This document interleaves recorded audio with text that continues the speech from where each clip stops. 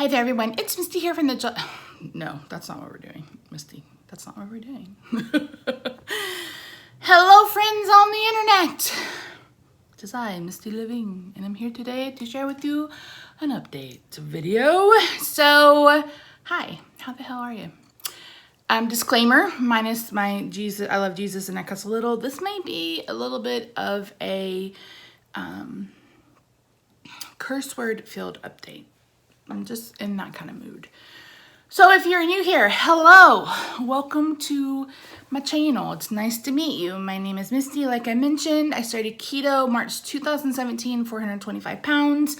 Been doing keto, carnivore on and off. Since then, I got down to 357 last October, but I had diabetic ketoacidosis. Basically, my body was shutting down to die.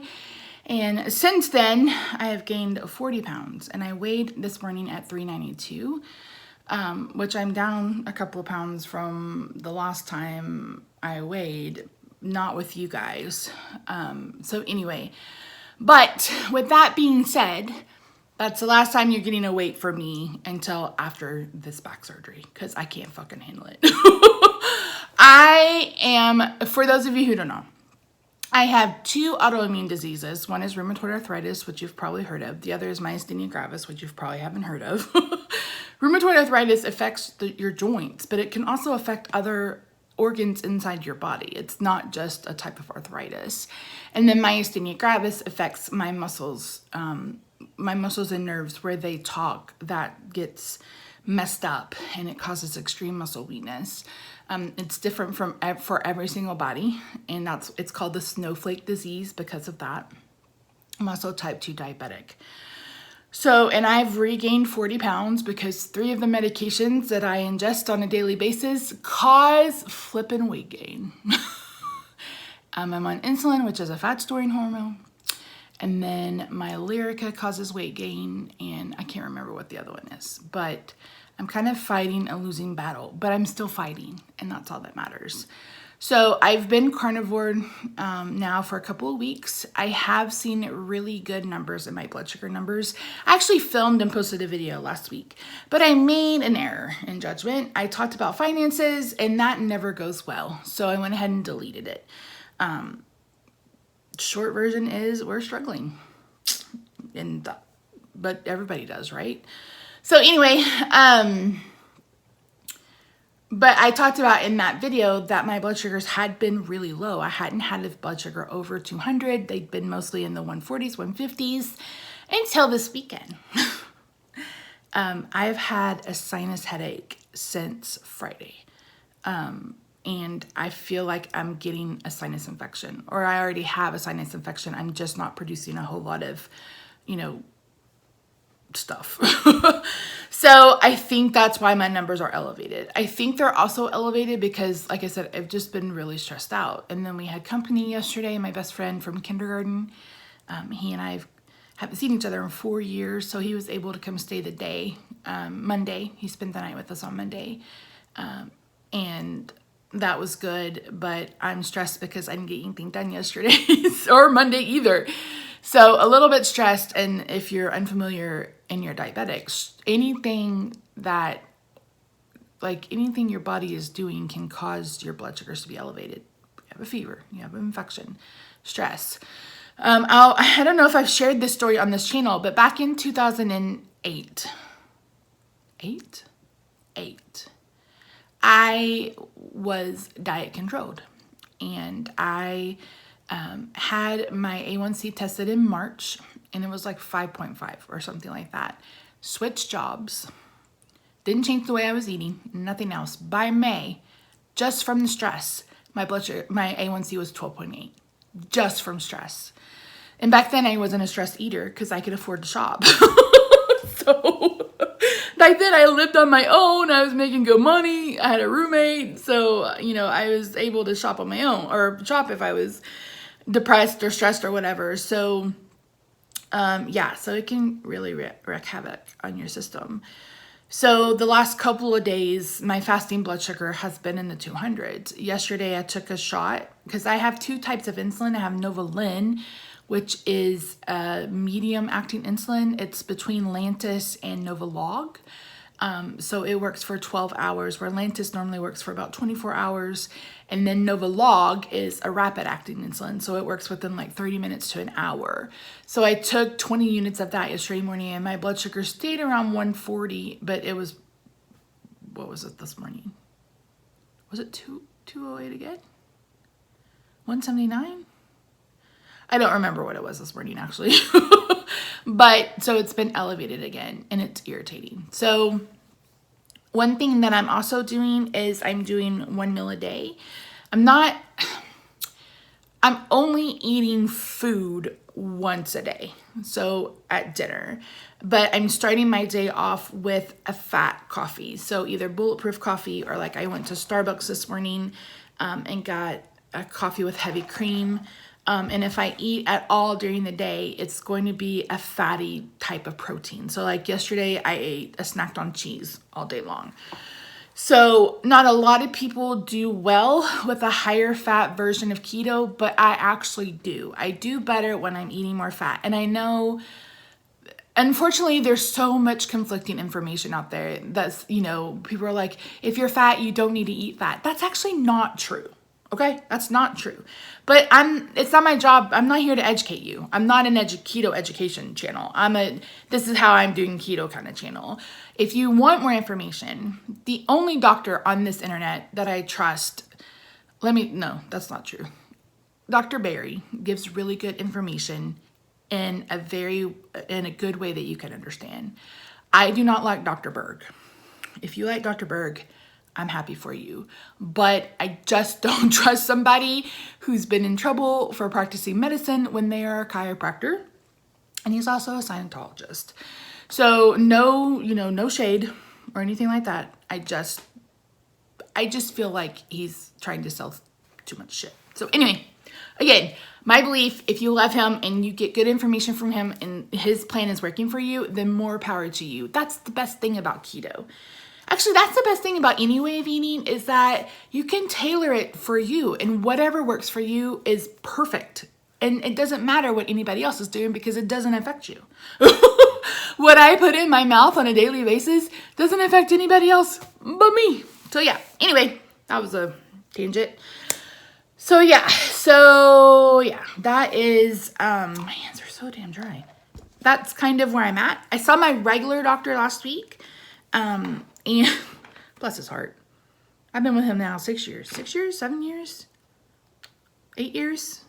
We moved into his house 8 years ago this past weekend. So 6 or 7 years. And he was like, how you doing? Because I went and saw him because I restarted Wellbutrin last month, July. And I titrated up from 150. So I was there to see him, how the 300 dose was doing. And I said, meh. And I was like, did you get the report back from the rheumatologist? And he's like, no, what's going on? And I said, well, I have rheumatoid arthritis. And he was like, what? He's like, something else. And I was like, something else. Yay me. So we were talking about, he's like, well, how are you feeling? How is the Wellbutrin doing? And I was like, I'm meh. And I said, I'm going to be meh until after my surgery, until I have, 10 days in a row where I'm either not in pain or not dealing with this extreme weakness. I feel like it's always going to be a meh kind of day. Like, it's never going to be rainbows and unicorns, because that's not my life. But I'm also not suicidal like I was, in July. So I was like, I'm just meh, kind of middle of the road. And he's like, you're the first person to be so realistic about that. And I was like, what are you talking about? Well, apparently he has a patient who either has a mother or a wife. I don't know which one.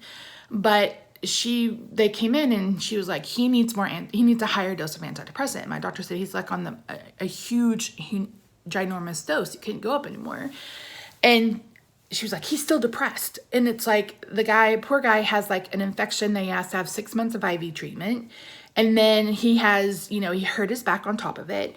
So it's like, he is living with so many health issues. It's really hard to be upbeat and positive when, life is kicking you in the nads, right?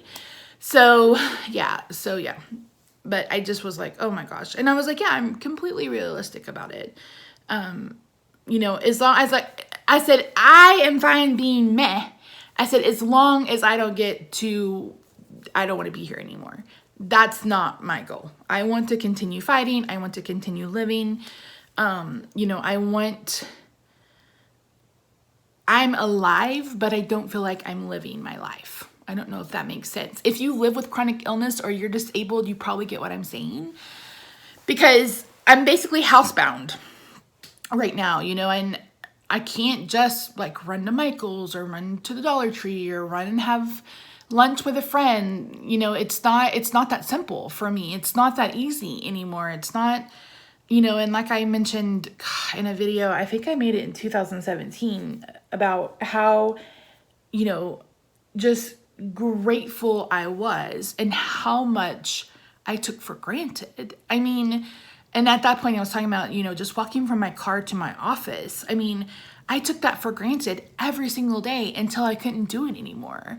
I took being able to work for granted every single day until I couldn't do it anymore. Taking a shower normally, being able to cook normally. I mean, just all the little things that you don't think about during the day that you just do. You just go on about your little way. I can't do that anymore. And it's hard. And my friend and I were talking, and I was like, every time something happens, it's like I go through the grieving process all over again.